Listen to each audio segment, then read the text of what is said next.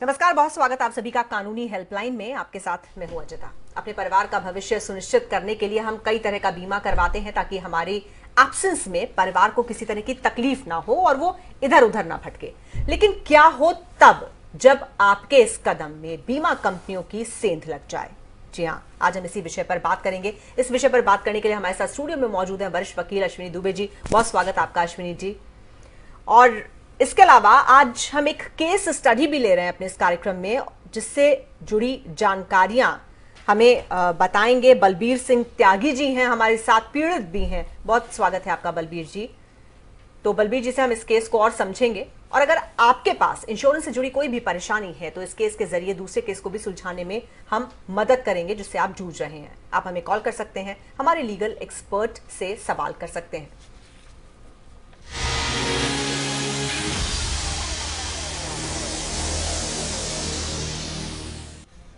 तो सबसे पहले एक मामले की बात करते हैं जो कि गाजियाबाद के वैशाली में रहने वाले परिवार का है। वो इस मामले से आजकल दो चार हो रहे हैं। पॉलिसी क्लेम को लेकर यह परिवार दर दर भटकने को मजबूर है।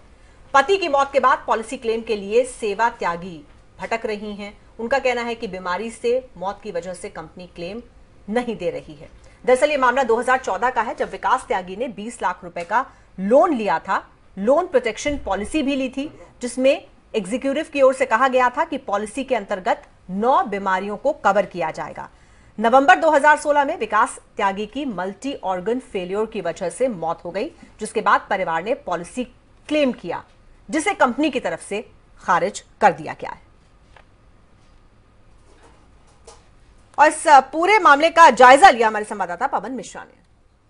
क्या आपने कोई पॉलिसी ली है? अगर लिया है तो तत्काल इसकी जांच करें। अगर लेने वाले हैं तो थोड़ा रुकिए, क्योंकि पॉलिसी के नाम पर अब बहुत बड़ा गड़बड़झाला सामने आया है। क्या नाम है आपका? बलबीर सिंह त्यागी।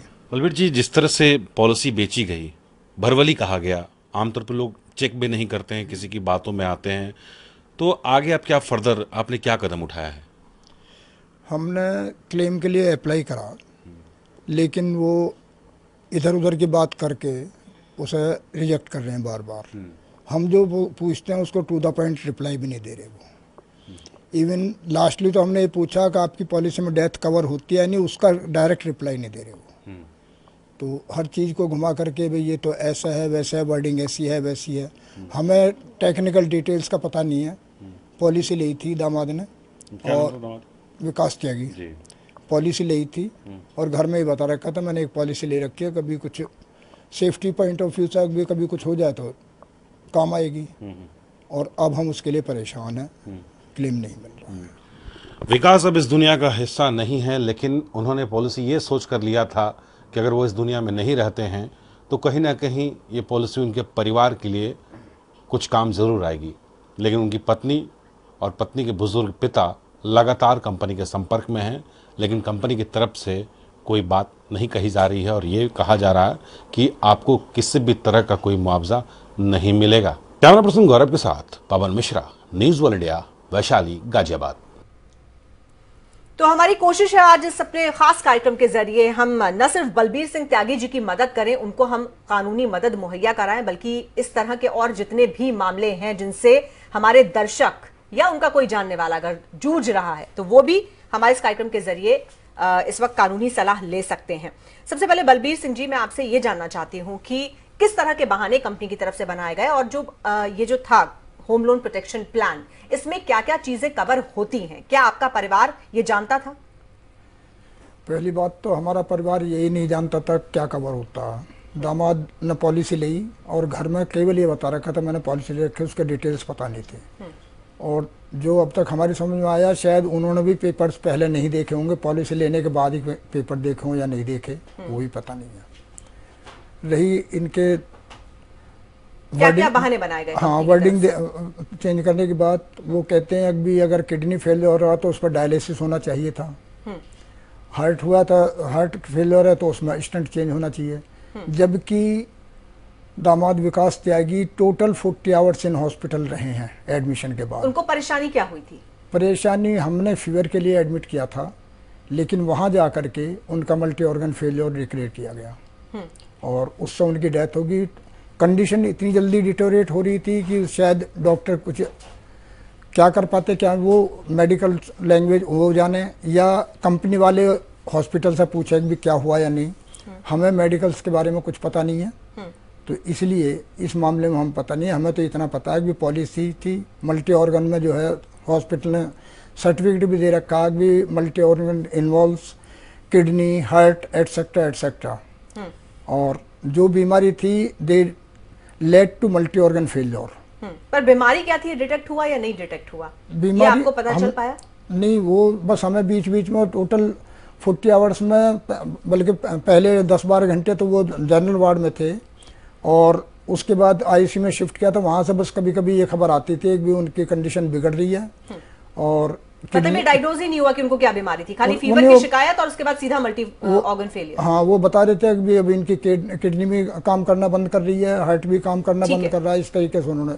कितने का क्लेम था, कितने की? 20 लाख का। 20 लाख का था। तो अब कंपनी ने पूरी तरह से इसको खारिज कर दिया कि नहीं देंगे, पूरी तरह खारिज कर रहे हैं। ठीक है अश्विनी जी, ये जो मामला है होम लोन प्रोटेक्शन प्लान के तहत इनका ये मामला आता है। अब ऐसे में बहुत सारे दर्शक तुम्हारे ये भी नहीं जानते होंगे शायद कि होम लोन प्रोटेक्शन प्लान क्या होता है, या फिर बहुत सारे ऐसे भी लोग होंगे जैसा कि खुद बलबीर जी कह रहे हैं उन्होंने पॉलिसी नहीं पढ़ी, बस ले ली पॉलिसी या घर में किसी ने करवा दी तो हो गया। इनका जो मामला है क्या ये खारिज होने लायक है? देखिए, होम लोन प्रोटेक्शन पॉलिसी का मतलब ये है कि जो मेन बोरोवर है उसकी डेथ होती है तो उस लोन को प्रोटेक्ट किया जाए, जो प्राइमा फेसी उसकी मीनिंग है। अब विकास त्यागी जी अस्पताल में एडमिट हुए और अस्पताल ने रिकॉर्ड में जो अपना फाइनल डिस्चार्ज समरी दिया उसमें कहा कि मल्टी ऑर्गन फेल्योर है। मल्टी ऑर्गन फेल्योर उसमें पूरी तरह से कवर्ड है, क्योंकि मैंने अभी डॉक्यूमेंट्स इनके देखा। उसके बाद भी इंश्योरेंस कंपनी की तरफ से बहाने बनाना, बदमाशियां करना, ये रिस्ट्रिक्टिव ट्रेड प्रैक्टिसेस और कंज्यूमर कोर्ट की जो कंज्यूमर प्रोटेक्शन एक्ट की डिफिनीशन है उसमें आता है। इनको इमीडिएटली देर किए बिना सीधे जो कि 20 लाख से ऊपर का मामला है तो तुरंत जो स्टेट कंज्यूमर डिस्प्यूट्स रेडरेशल कमीशन है उत्तर प्रदेश का, वहां पर अपने कंप्लेंट दाखिल करना चाहिए और बताना चाहिए डॉक्यूमेंट्स के साथ। और साथ ही साथ जो लोन, क्योंकि होता क्या है जब लोन लेने जाते हैं तो जो वहां बैठा हुआ एजेंट या कंपनी का जो सर्विस प्रोवाइडर है वो ये बात नहीं बताता है कि हम जो प्रोजेक्शन आपको दे रहे हैं, जो प्रोटेक्शन इसमें दे रहे हैं, वो प्रोटेक्शन में ये चीजें कवर्ड है और ये इलनेस कवर्ड नहीं है। तो होम लोन को प्रोटेक्ट करने का मतलब ये है कि अगर जब बोरोवर की डेथ हो जाए तो वो लोन उस अकाउंट से जो इंश्योरेंस कंपनी है वो रीपे करे। अब ऐसी परिस्थितियों में अब डेथ के बाद उनके बहाने बनाना ये 90% केसेस में इंश्योरेंस कंपनीज बनाती है। इसीलिए कंज्यूमर प्रोटेक्शन एक्ट में सीधे सीधे कहा गया अगर किसी को कोई प्रॉब्लम है तो इमीडिएटली जुरिस्डिक्शन के हिसाब से अप्रोच करे। पर कंपनी ऐसा करती क्यों है? लेकिन आप एक तरफ तो आप पॉलिसी बेचते हैं यही कहकर कि आपके बुरे वक्त में ये पॉलिसी काम आएगी, तो आपकी जिम्मेदारी हो जाती है ये तो उसी जिम्मेदारी से ज्यादा ताकि लोगों को पैसा ना देना पड़े। मेन तो उसके पीछे ये है कि लोगों को पैसा दिया जाएगा तो कंपनी का पैसा जाएगा। देते समय तो वो प्रॉमिस करते समय कुछ नहीं बताते हैं, कहते हैं हम आपको चांद भी दे देंगे, लेकिन लास्ट में अल्टीमेटली ये होता है कि कुछ ना कुछ वन टू दी अदर बहाने बना करके और रिजेक्ट कर देते हैं। तो बहुत सारे केसेस में कोर्ट्स बहुत स्ट्रांग है इसमें।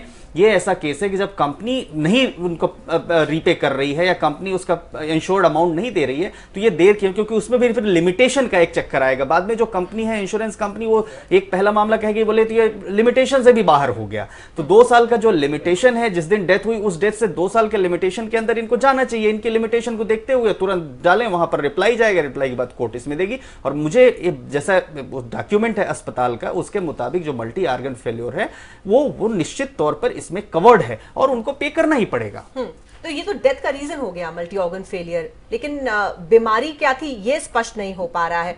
तो बलबीर जी, कंपनी के किसी अधिकारी से आपकी बात हुई? आप मिले किसी अधिकारी से? मिला नहीं हूँ, टेलीफोन पर बात हुई है और वो टू द पॉइंट रिप्लाई नहीं देते। वो सिंपली उसको इधर उधर घुमा करके अब जी उसका किडनी में डायलिसिस नहीं हुआ इसलिए नहीं दे सकते, वो नहीं हुआ। अब उस 40 आवर्स में टोटल 40 आवर्स इन हॉस्पिटल थे, उसमें क्या मैंने सीधा क्वेश्चन उनसे पूछा, what your doctor feels with in 40 hours वो डायलिसिस के या स्टंट चेंज होने के चांसेस हो सकते थे या नहीं? That they are not replying. तो उस वजह से जो है जवाब ही नहीं दे रहे। जवाब ही नहीं दे रहे। अच्छा, आपने कोई राइटिंग में कॉरेस्पॉन्डेंस की है? राइटिंग में बहुत कॉरेस्पॉन्डेंस किया है और उसी का मैंने इनको वकील साहब को वो दे रखा है प्रूफ। बिल्कुल अश्विनी जी, वो काम में आ सकता है इनके पास, क्योंकि इनको किस तरह के कागजों के साथ जाना होगा? कुछ नहीं, बस इंश्योरेंस पॉलिसी चाहिए, वो लोन का जो डॉक्यूमेंट है वो लोन डॉक्यूमेंट चाहिए, जो डिस्चार्ज समरी है वो चाहिए, क्या क्या ट्रीटमेंट हुआ, और वो लगा करके जो उनकी तरफ से रिजेक्शन है इंश्योरेंस कंपनी की तरफ से, इनका क्लेम और रिजेक्शन, उसके बेसिस पर इमीडिएटली एक कंप्लेंट डाल सकते हैं स्टेट कमीशन में, और स्टेट कमीशन में तलब कर सके। अब दो बातें, अजिता जी ने एक बड़ा, अब दूसरा क्वेश्चन की रीजन क्या है डेथ का, आपने एक बात, तो उसके लिए रीजन क्या है डेथ का, इसमें वो बताने की जरूरत नहीं, वो तो डिस्चार्ज समरी अपने आप में बता रही है रीजन क्या है डेथ का, ठीक है, किस सिचुएशन में एडमिट हुआ और क्या क्या ट्रीटमेंट किया गया, किस चीज का ट्रीटमेंट किया गया, वो उसमें अपने आप आ जाता है। अच्छा, तो खाली जो अस्पताल के कागज हैं वो काफी है? वो अस्पताल के कागज और जो जिनकी करस्पॉन्डेंस है इंश्योरेंस कंपनी के साथ वो काफी है। इंश्योरेंस कवर लेकर जाएं, इंश्योरेंस के साथ जो करस्पॉन्डेंस हुई है और उनका जो रिजेक्शन लेटर है वो लेकर के जाएं, लोन डॉक्यूमेंट्स लेकर के जाएं कि किस दिन इनको इंश्योरेंस ये किया और कितना इन्होंने इंस्टॉलमेंट उसका प्रीमियम पे किया। मैं बाकी दर्शकों के लिहाज से भी जानना चाहती हूँ अश्विनी जी कि क्या ये जो होम लोन प्रोटेक्शन प्लान होता है ये मैंडेटरी होता है या ऑप्शनल होता है? अगर ये ऑप्शनल होता है तो क्या इसके लिए ऑप्ट करना चाहिए? क्या नहीं, ये ऑप्शनल है, इसमें कोई मैंडेटरी नहीं है। वो क्या करते हैं कि उसको प्रोटेक्ट करने के लिए बेसिकली ये होता है कि किसी भी केस में अगर पे नहीं कर पाते या डेथ हो जाती है एक्सीडेंटल केस में, ताकि बैंक का या फाइनेंशियल इंस्टीट्यूशन का जो पैसा है जो बोरोवर को जा रहा है या जो लोन लेने वाला उसको जा रहा है, तो वो उसको कवर कर सके, उसको वो ले सके। क्योंकि कई मामलों में ये होता है कि बाद में जो फैमिलीज होती है वो रीपे नहीं कर पाती हैं, या जो प्रॉपर्टी या मॉर्गेज जो वहां पर गुड्स होते हैं वो उनसे जो रिकवर नहीं हो पाते। तो ऐसी सिचुएशन में जो फाइनेंशियल इंस्टीट्यूशंस है वो एक जो है इंश्योर्ड कर देते हैं ताकि इंश्योरेंस कंपनी प्रीमियम लेकर के उसको रीपे करे। और बहुत नॉमिनल 1% या 2% ही ऐसे केसेस आते हैं, जितना वो प्रीमियम लेते हैं उस प्रीमियम के मामले में 1% या 2% ही केसेस आते हैं। और 20 लाख पर इनका मुझे लगता है 1000 रुपए 1500 रुपए पर मंथ EMI भी बढ़ गई होगी जो इन्होंने इंश्योरेंस लिया उसके प्रीमियम के हिसाब से। तो इतना पैसा, और 2014 में लोन लिया शायद इन्होंने, तो उसके बाद उन्होंने लिया है, उनको देना चाहिए। और ये तो कंप्लीट उनके पार्ट पर नेग्लिजेंस है, इंश्योरेंस कंपनी के पार्ट पर। बिल्कुल ठीक बात है। लेकिन आप कह रहे हैं कि ऑप्शनल होता है, तो क्या ऑप्ट करना चाहिए? देखिए, वो डिपेंड करता है। अगर वो होता क्या है कि इतना क्लियरली फाइनेंशियल इंस्टीट्यूशंस भी लोगों को नहीं बताते, और जो लोन लेने जाते हैं वो इतनी जल्दी में होते हैं, उन्हें इतनी जल्दी होती है उस लोन को लेने की कि वो डॉक्यूमेंट्स को रीड भी नहीं करते हैं। वो कहते हैं साहब आपको ये इंश्योरेंस भी करना है, बोले चलो ठीक है हम ये इंश्योरेंस भी कर देते हैं। बाद में उन्हें समझ में आता है कि EMI जितनी बढ़ गई। तो इस मामले में भी क्लैरिटी होनी चाहिए फाइनेंशियल इंस्टीट्यूशन की तरफ से। वो बताना चाहिए कि मैंडेटरी नहीं है, ये ऑप्शनल है, आप चाहें तो ले, चाहें तो नहीं ले। ठीक है, हमारे साथ एक दर्शक जुड़ गए इस वक्त, नीतीश हैं। नीतीश जी, कहाँ से आप बात कर रहे हैं और सवाल क्या है बताइए? मैं उत्तर प्रदेश गोरखपुर से बात कर रहा हूँ। जी बताइए। जी मैम, जैसे मैंने आपके टीवी पर देखा, एक सीनियर सिटीजन है, उनको एक प्रॉब्लम आ रही है, उन्होंने इंश्योरेंस लिया था और कंपनी अब मना कर रही है कि मैं नहीं दे सकता। तो क्या इसके जो सरकारें आती हैं तो बड़े बड़े दावे करती हैं कि मैं आम आदमी के लिए हूँ, तो इस पर उनको एक्शन नहीं लेना चाहिए कि एक सीनियर सिटीजन परेशान हो रहा है इतना? तो सरकारों ने कानून बना दिया, देखिए कंज्यूमर प्रोटेक्शन एक्ट बना दिया, कम से कम सरकार को भी तो एक्शन लेना चाहिए इस पर। क्या आम आदमी परेशान हो रहा हो, मजे कर रहे हैं, चाहे आदित्यनाथ हो चाहे जो हो। ठीक है, बहुत शुक्रिया नीतीश जी कॉल करने के लिए। देखिए, इनकी जो बात है वो बिल्कुल जायज है, क्योंकि हर आदमी को ये लगता है कि सरकार, हालांकि यहाँ पर IRDA जो बना हुआ है, इंश्योरेंस रेगुलेटरी डेवलपमेंट अथॉरिटी, वो उसके पास बहुत सारी पावर्स हैं। अश्विनी जी, वो ऐसे मामलों में क्या दखल देती है? हाँ, वो दे सकती है बिल्कुल। इंश्योरेंस रेगुलेटरी डेवलपमेंट अथॉरिटी जो है वो बिल्कुल इस मामले में दे सकती है और इंश्योरेंस कंपनी को डायरेक्शन भी दे सकती है। लेकिन हमें यहाँ पर देखिए ये कंप्लीट जो है नेग्लिजेंस कंपनी के, इंश्योरेंस कंपनी का भी। यहाँ पर ऐसा नहीं है कि प्रीमियम का कुछ डिस्प्यूट हो, प्रीमियम का डिस्प्यूट होता या इंश्योरेंस कंपनी की तरफ से जो लोन अमाउंट है या जो इंश्योरेंस है उस पर कोई डिस्प्यूट होता तो एक बार IRDA में जा सकते थे और उसके जो कल्प्रिट ऑफिसर्स हैं कंपनी के, उनके खिलाफ एक्शन हो सकता। तो यहाँ तो ये केस है कंप्लीट रिजेक्शन का केस है, तो ये वही बात वहां उसके सामने कहेंगे। उसको डील करने का राइट इंश्योरेंस रेगुलेटरी अथॉरिटी के पास है कि नहीं, ये तो बात का विषय है। लेकिन अभी जो प्राइमा फेसी इनके पास कंज्यूमर प्रोटेक्शन एक्ट 1986 में सीधा पावर से ये इस स्टेट कमीशन में जाकर के अपनी कंप्लेंट लॉन्च कर सकते हैं। ठीक है, और ये उसमें लिटिगेशन एक्सपेंसेस, हरासमेंट चार्जेस, तमाम तरह के चार्जेस भी क्लेम कर सकते हैं। ठीक है, बत्रा जी हैं दिल्ली से हमारे साथ, हमारे नेक्स्ट कॉलर। बताइए बत्रा जी। हाँ, ऐसी है जी। जी मैंने हेल्थ इंश्योरेंस कराई हुई है जी। तो वो पीछे मैंने 3 लाख की कराई हुई थी जी। एकदम रेट बढ़ने के बाद इन्होंने पॉलिसी पे रेट बढ़ा दिया। जहां पहले मैं 26,000 देता था, 3 अपना और 3 वाइफ का, 6 लाख की टोटल इंश्योरेंस थी, 3 लाख की। तो उसमें इन्होंने क्या किया कि पहले मेरे से 26,000 लेते थे तो लास्ट टाइम इन्होंने 53,000 मांग लिया, तो मैंने 53,000 ना देने की वजह से मैंने इनको कहा आप या तो मेरे पैसे कम करो या फिर मेरी इंश्योरेंस का जो रेट है वो डाउन कर दो। तो मैंने 1-1 लाख की करा दी। तो 1 लाख की कराने के बाद अब मैं चाहता हूँ कि मेरी 3 लाख की दोबारा हो जाए, तो क्या ये हो सकती है? बिल्कुल हो सकती है।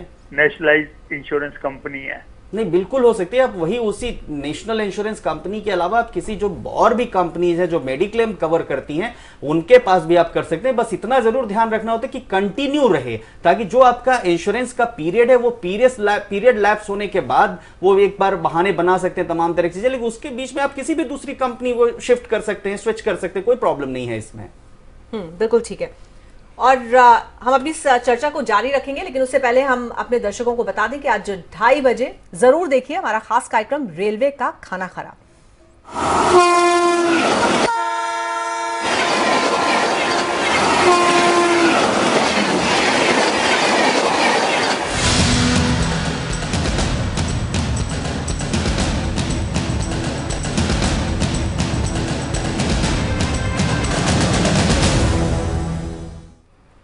अश्विनी जी, मैं जानना ये चाह रही हूँ कि ऐसे मामलों में करना क्या चाहिए? जो भी लोग परेशान हैं, न सिर्फ बलबीर जी बल्कि बाकी लोग भी, अगर कहीं पर उनको लगता है कि वो क्लेम मांग रहे हैं और कंपनी हीला हवाली कर रही है, कंपनी उन्हें टरका रही है, नहीं दे रही है क्लेम, तो सबसे पहला काम वो क्या करें? सबसे पहला काम ये करें कि उसको जो उसका सीनियर ऑफिसर है वहां का, या जो सब जो डिपार्टमेंट है उस डिपार्टमेंट की जो अपीलेट बॉडी है वहां पे कंप्लेंट करें। यानी अगर हेड ऑफिस से कुछ प्रॉब्लम है तो रजिस्टर्ड ऑफिस के जो डायरेक्टर्स हैं उनको कंप्लेंट करें कि देखिए ऐसा ऐसा केस है। पहला फर्स्ट, और रिजेक्शन होते ही वो देखें कि सबसे पहले कि क्या ये कंज्यूमर प्रोटेक्शन एक्ट की उसमें आता है श्रेणी में, या जो वहां पर कंसर्न ऑफिशियल बैठा हुआ है उसके पार्ट पर कोई प्रॉब्लम है। तो अगर कंसर्न ऑफिशियल के पार्ट पर कोई नेग्लिजेंस आता है तो IRDA में जाकर के कंप्लेंट करें। तो जो एम्ब्यूड्समैन है वहां पर, जो लोकपाल है, वो लोकपाल उस मामले की जो है छानबीन करके उनको डायरेक्शन दे सकता है। दूसरा, अगर ये देखते हैं कि नहीं ये रिजेक्शन का केस है और रिजेक्शन जो है गलत तरीके से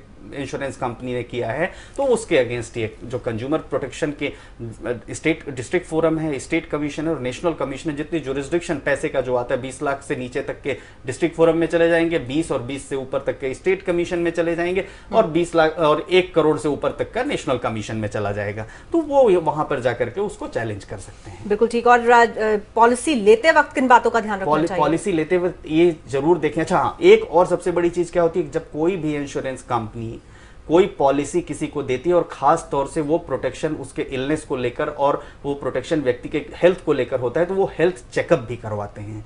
तो उस हेल्थ चेकअप को करवाने का जो पर्पज इंश्योरेंस कंपनी का, तो यही होता है कि ऐसा तो नहीं है कि कोई इलनेस है और उसको यहाँ पर हाइड कर रहे हैं, कंसील कर रहे हैं। अच्छा, बहुत सारे लोग करते भी हैं, तो बहुत जानबूझकर लोग करते भी हैं, लेकिन उनकी भी संख्या 1% या 2% है, बहुत ज्यादा उनकी संख्या नहीं है। तो जो वहां पर हेल्थ चेकअप है, उस हेल्थ चेकअप के दौरान ये चीजें क्लियर हो जाती है। और इंश्योरेंस कंपनी ने इसीलिए ये प्रोविजन रखा है कि आप किसी को इंश्योर्ड करने से पहले उसका डॉक्टर के पास, जो उनका ऑथराइज्ड डॉक्टर है, उसके पास हेल्थ चेकअप करवाएं। तो हेल्थ चेकअप होते ही वो व्यक्ति स्वस्थ नहीं है तो वैसे भी रिजेक्ट करना चाहिए उनको, कि आपको ये क्रिटिकल ये इलनेस है, इस इलनेस को की वजह से हम आपकी ये पॉलिसी नहीं कर रहे हैं। तो यहां पर नेग्लिजेंस तो सिर्फ और सिर्फ इंश्योरेंस कंपनी का हुआ। जो इंश्योर्ड है या जो कंज्यूमर है, कंज्यूमर का तो कम हुआ। वो जब उनके पास प्रोविजन में है हेल्थ चेकअप का प्लान, तो उसको करना चाहिए और वो करवाने के बाद ही पॉलिसी देनी चाहिए। बिल्कुल ठीक है। और बलबीर जी अपने लिए क्या उम्मीद करें? बलबीर जी का रिजेक्शन हो गया है, बलबीर जी का केस कवर्ड है, बलबीर जी को तुरंत स्टेट कमीशन में मुकदमा डालना चाहिए। ठीक है, तो इनको इनका क्लेम मिलेगा? मिलेगा, निश्चित तौर पर मिलेगा। करना होगा? अभी वेट तो देखिए, अब जो हमारा जुडिशियल प्रोसेस है उस जुडिशियल प्रोसेस के हिसाब से ही चलेगा, क्योंकि गाजियाबाद में तो मुझे लगता है कि नहीं, उत्तर प्रदेश का लखनऊ में है स्टेट कंज्यूमर डिस्प्यूट्स रेट्रेशल कमीशन। तो अब क्या वहां पर प्रोसीजर है, कितने महीने की डेट लग रही है, लेकिन वहां पर समरी ट्रायल जरूर होता है, but at the end of the day इनको जस्टिस जरूर मिलेगा। बिल्कुल ठीक है। और बहुत जल्दी से बस मैं ये भी जानना चाहती हूँ कि अमूमन लोग जो पॉलिसी नहीं पढ़ते हैं, क्योंकि बहुत सारी बातें जो होती हैं वो बहुत टेक्निकल होती हैं, कुछ समझ से परे होती हैं, कुछ लगता भी है कि बहुत सारी इतने सारे कागज हैं, पढ़ने की जरूरत नहीं है, लोग आंख बंद करके भरोसा भी कर लेते हैं। तो क्या सही तरीका है? सही तरीका सबसे पहले तो यह है कि किसी भी सड़क चलते हुए एजेंट से पॉलिसी ना लें, किसी जान पहचान के व्यक्ति के थ्रू ही, जो उनका जानने वाला एजेंट है, जो बहुत पहले से जानते हैं उससे ले, ताकि वहां पर चीट करने की या मिस रिप्रेजेंट करने की बात नहीं आएगी। दूसरा, टाइम से पहले लें, ये नहीं हो कि लास्ट डे में कल पॉलिसी एक्सपायर हो रही है, कल करना है तो तुरंत आओ और करके ले जाओ। कुछ दिन पहले लें, उसको पढ़ें टर्म्स एंड कंडीशंस को, जहां पर डाउट हो क्वेरी रेज करें। अगर उनको लगता है कि वो क्वेरी का सेटिस्फैक्ट्री आंसर एजेंट ने दिया है या इंश्योरेंस कंपनी ने दिया है, तभी पॉलिसी लें, नहीं तो दूसरी कंपनी की पॉलिसीज को पढ़ें और विजिलेंट रहें किसी भी डॉक्यूमेंट को साइन करने से पहले। बहुत शुक्रिया आपका अश्विनी जी यहाँ पर आने के लिए और इस पूरी कानूनी सलाह के लिए। बलबीर जी आपका भी बहुत बहुत धन्यवाद। उम्मीद करते हैं कि बहुत जल्द आपको जो क्लेम आप चाह रहे हैं वो मिल जाए, जो जस्टिस आप चाहते हैं वो आपको मिले। बहुत शुक्रिया। और इसके साथ ही कानूनी हेल्पलाइन में आज के लिए बस इतना ही, लेकिन आपको याद दिला दें कि दोपहर 2:30 बजे जरूर देखिए हमारा खास कार्यक्रम रेलवे का खाना खराब।